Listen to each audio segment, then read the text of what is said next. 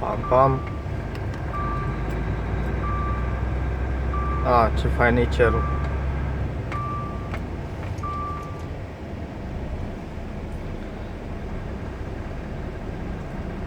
Băi, fraților, nu v-am mai dat sâmbătă clip că am mers acolo înăuntru și era o scârbă de om acolo și n-am putut să fac nimica, că tă cu ochii pe mine a fost. Și oricum, o trecut așa cum o trecut. Am stat pe acolo în sala de așteptare. Și în fine, au făcut service, au schimbat tot ce-o trebuie schimbat. Acum mă duc, a luat o piatră acolo în geam și s-o punctat geamul. Și acum mă duc la la ăștia cu geamurile și să-l facă să nu se spargă mai tare, că se poate face. Și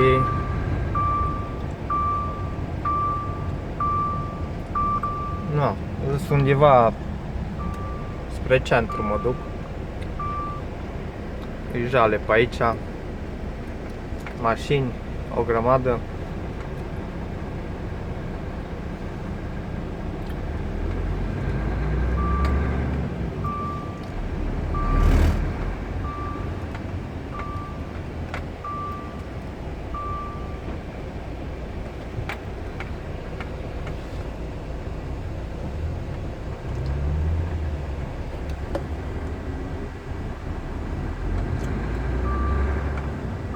Sunt în Malmö.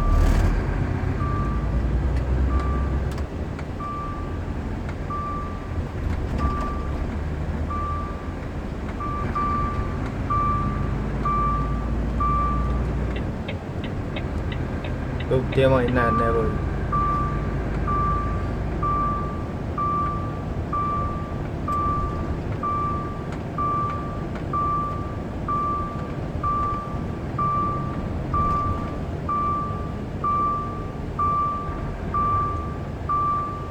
Și mă duc să-l facă să nu se ducă mai departe.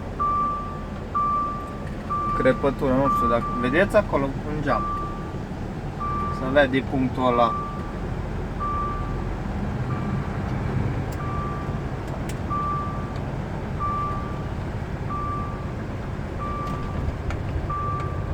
Dacă vine aici în roșu și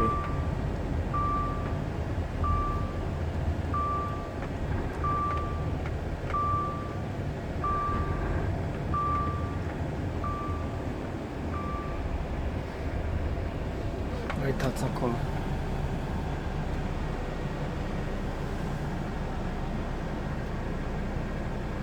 Acolo.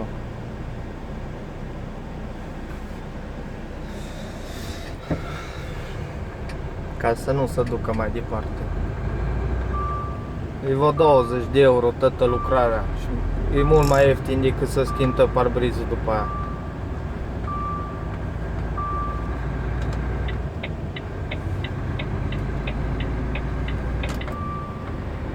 Ia vine autobuzul.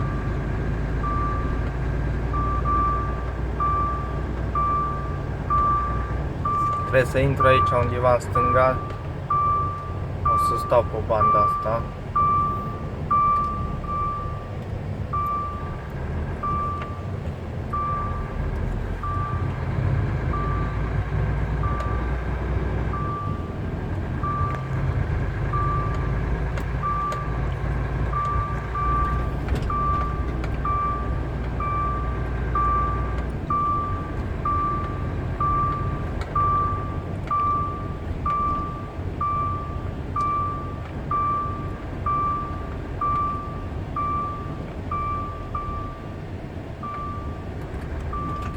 Hop, hop.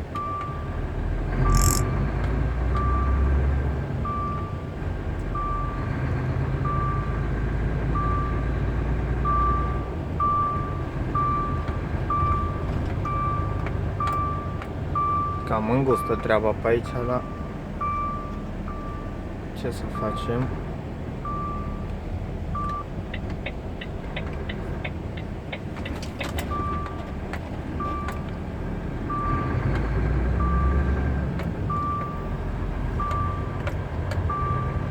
Eu trebuie să intru acolo, nu?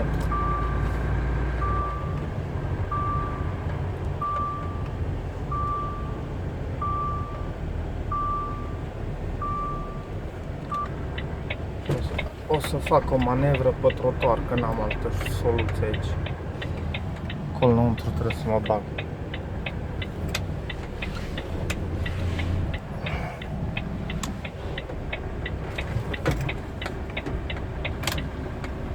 Borduri, stâlpi, trotuare și alte manevre.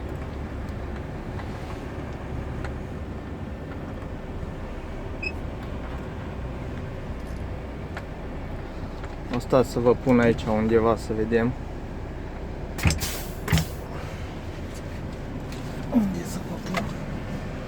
Să fac o manevră aici.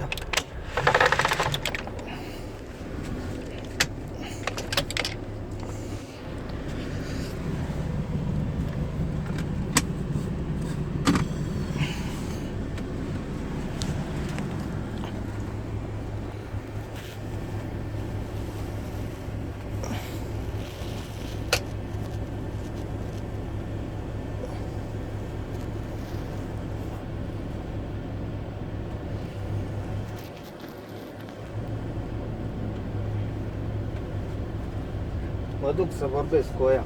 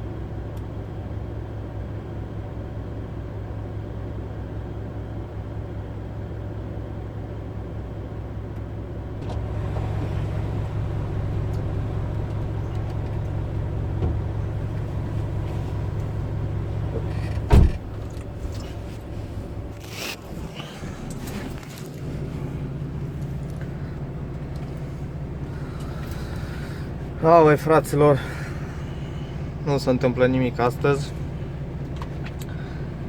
Mi-au zis că n-are timp și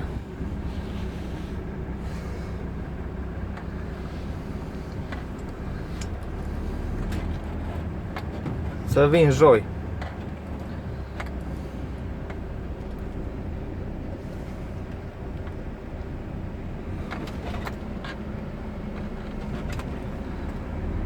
O să vin joi și mi-l face joi.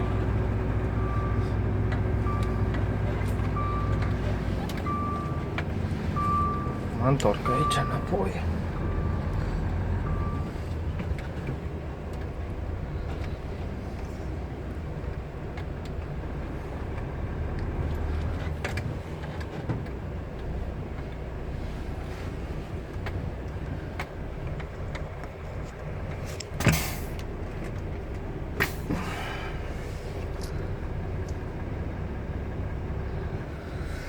Vin joi și îl facem joi.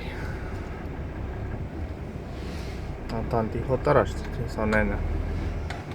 Încotro.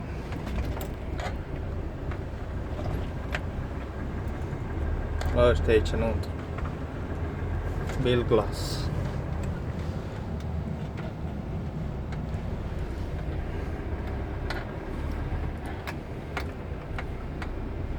Unde e fușca mea? Ieșim noi acolo.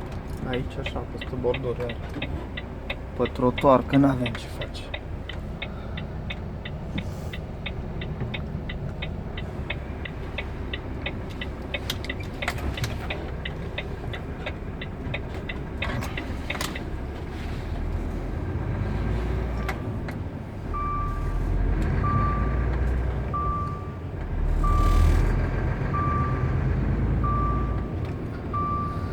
Da, o să că mai au două mașini acolo și trebuie să lucrezi pe alea și n-au timp.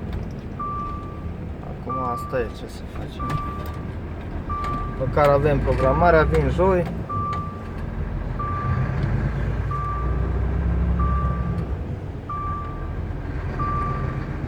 Și rezolvăm. O să vă filmez, să vedeți și voi cum îl face. Trebuie să-mi pregătesc suportul până atunci.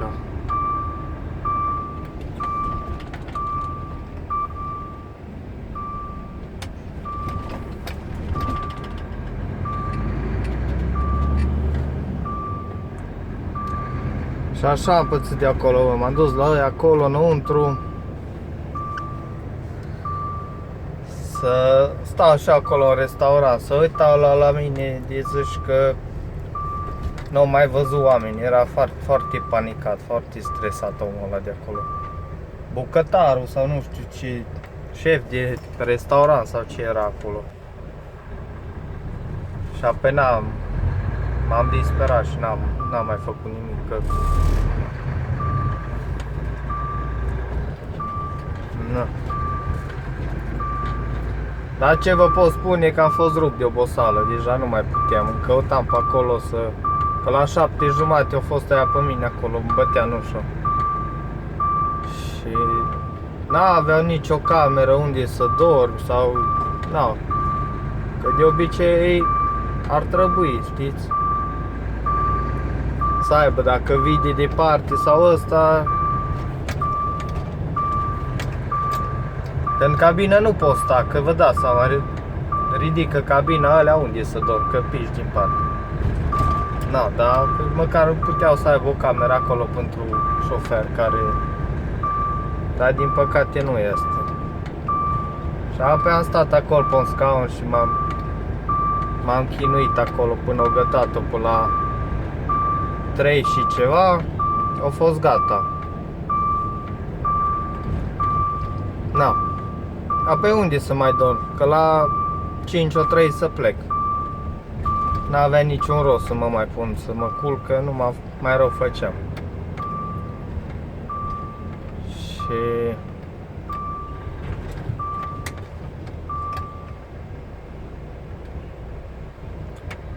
m-am dus așa, pe mi-am luat cafele pe drum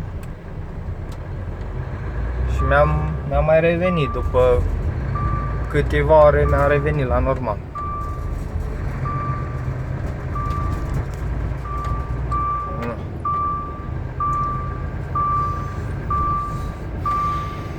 Ce să facem, asta e.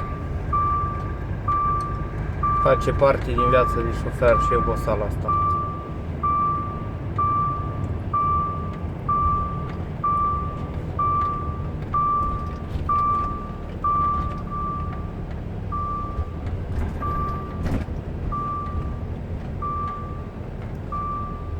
Na, bine mă, fraților, ce să zic, am crezut că mă rezolvă ăștia astăzi cu ăsta, dar se pare că nu.